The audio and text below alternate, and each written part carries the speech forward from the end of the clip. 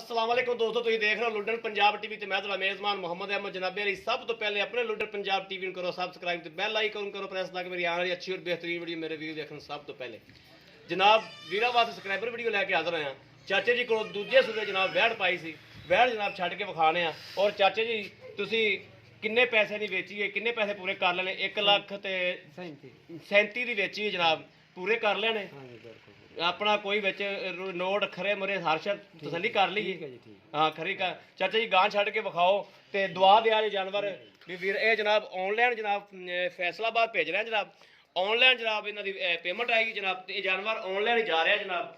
बाकी अगर मेरे किसी वीर भरा लैनी हो जनाब तो साढ़े रबता कर सकता 0307 0015 जनाब बिला जी जनाब ऑनलाइन भी जानवर भेजी है। और जनाब जानवर दूसरा कोई आना चाहे तो आ सकता है, जिमें किसी दिल मुतमिन हो, जिमें किसी तसली हो जनाब उवें जनाब आदा कर सकता है। चाचा मना के करो ना मैं बच्चा छटा बच्चा मैं चक लिया मैं टुरना नहीं है आपके आपके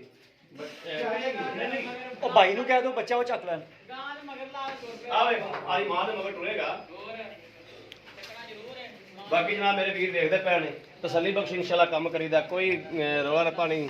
अल्लाह खैर करे, अल्लाह दे सपुर्द जी। हां जनाब मां भी दुआवां दे रही है। हाँ मेरे वीर देखते पे ने जनाब, डाला भी मेरे वीर विखा दे क्या डाले च पान लगे जी। बाकी हम जनाब अल्लाह हाफिज। अगर मेरे किसी वीर भरा जनाब चाहिए वे मझ चाहिए वे गां चाहिए वे बिला च जनाब ऑनलाइन भी लै सकता है और जनाब आ भी सकता है। किन्ने आना मेरे वीर ने आके उत्ते आके लै जा सकता है। 7 बिस्मिल्लाह। बाकी जनाब रबता नंबर 0307 0015 881। इस वीडियो तो जनाब आदे वीर इजाजत अल्लाह ने के बाद पाकिस्तान जिंदाबाद।